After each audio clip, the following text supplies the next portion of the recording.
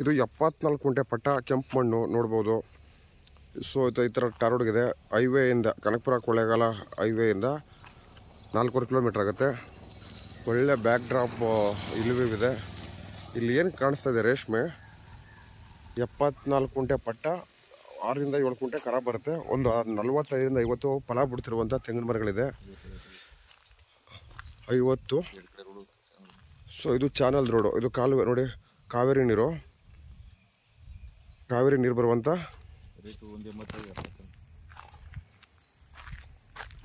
Seller ಬಂದು 1,80,000 ರೂಪಾಯಿ ಕುಂಟೆ ಹೇಳ್ತಾ ಇದ್ದಾರೆ.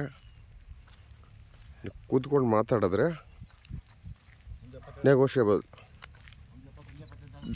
ರಿಜಿಸ್ಟ್ರೇಷನ್ ಯಾವ ಥರ ಆಗುತ್ತೆ ಅದ್ರ ಮೇಲೆ ಡಿಪೆಂಡ್ ಆಗುತ್ತೆ. ಇಲ್ಲ ನೋಡ್ಬೋದು ನೀರಾವರಿ ಯಾವ ಥರ ಇದೆ ಅಂತೇಳಿ.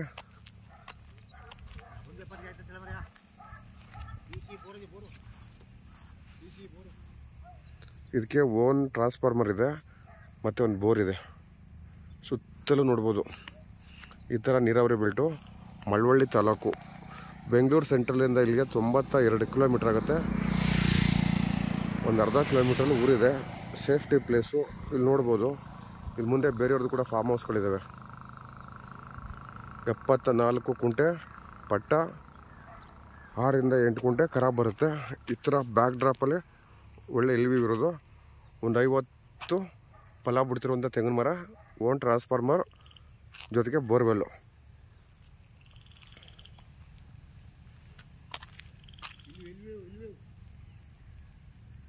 ಇದು ಬಸವನ ಬೆಟ್ಟ ಇದೆಯಲ್ಲ, ಹಲಗೂರು ಬಸವನ ಬೆಟ್ಟ. ಆ ಬೆಟ್ಟದ ವ್ಯೂವು ಈ ಥರ ಸಿಗುತ್ತೆ. 74 ಕುಂಟೆ ಪಟ್ಟ,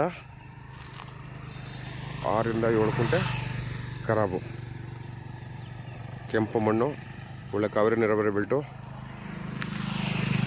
ಟಾರ್ ರೋಡ್ಗಿರುವಂಥದ್ದು. Safety place. 2 ಕಡೆನೂ ರೋಡ್ ಬರುತ್ತೆ. ಇದಕ್ಕೆ ಚಾನಲ್ ರೋಡ್ ಬರುತ್ತೆ, ಟಾರ್ ರೋಡ್ ಬರುತ್ತೆ. ವಾಸ್ತು ಯಾವ ಕಡೆ ಬರುತ್ತೆ ಆ ಕಡೆ ಎಂಟ್ರೆನ್ಸ್ ಇಟ್ಕೊಬೋದು.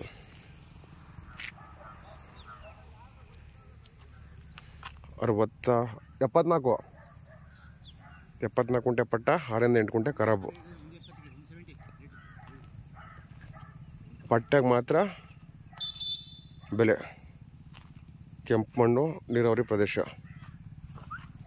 ಮಳವಳ್ಳಿ ತಾಲೂಕು, ಬೆಂಗಳೂರು ಸೆಂಟ್ರಲಿಂದ ಇಲ್ಲಿಗೆ 92 ಕಿಲೋಮೀಟ್ರ್ ಆಗುತ್ತೆ. ನ್ಯಾಷನಲ್ ಹೈವೇಯಿಂದ 4 ಕಿಲೋಮೀಟ್ರು.